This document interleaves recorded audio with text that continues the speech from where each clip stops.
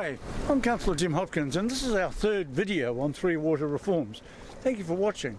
The reason we're making these videos is because we want to get the facts to you before anyone, including the government, decides how our water services will be supplied in the future.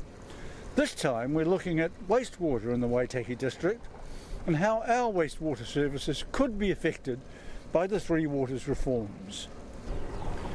Let's be honest, most of us don't think much about wastewater.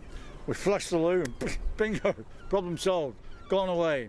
But there's more to it than that, a lot more in fact. In the Waitaki we've got 200 kilometres of sewer pipelines with 29 sewer pumping stations carrying sewage away from all the properties they're connected to. That sewage goes to one of 8 treatment plants throughout the district. Together, those plants treat effluent from around 7,500 properties. Most of those 8 plants use oxidation ponds to treat effluent, then discharge it to land, as is happening here, either through soakage trenches or irrigation. As far as the regulations go now, we're in good shape, but that's about to change. New higher standards are coming and they'll affect how and where wastewater is discharged.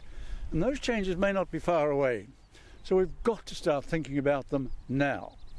Oamaru's wastewater treatment plant deals with about 85% of the district's wastewater, with the treated effluent discharged onto land before going into a stream, and from there to the sea about 50 metres away. Now, while that meets current resource consent standards, it almost certainly won't be acceptable in the future. We'll have to make major changes to the plant to give wastewater more treatment to make sure it will be clean enough to be discharged and soak into the land. The fact is, the new standards that are coming will mean every plant that discharges wastewater will have to treat it to a higher level than it is now. And that's going to be expensive. But good news is, here in Waitaki, we've updated a number of our treatment plants recently to discharge to land. So we're in a reasonably good place compared to many other councils. What could be a greater cost for us is that we may need to have a smaller number of septic tanks in more remote communities and have their wastewater piped to existing or new wastewater treatment plants instead. Now, the government says that making that change is one of the reasons it wants Three Waters reform.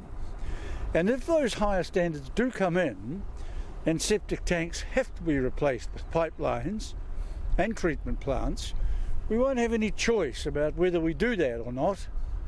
It'll just be a case of how we make the change happen at an affordable cost to our community. So those are the facts.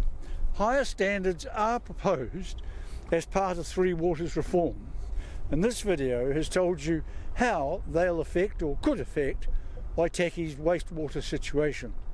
In our next video we'll be looking at stormwater right across the district. Thank you. Bye bye.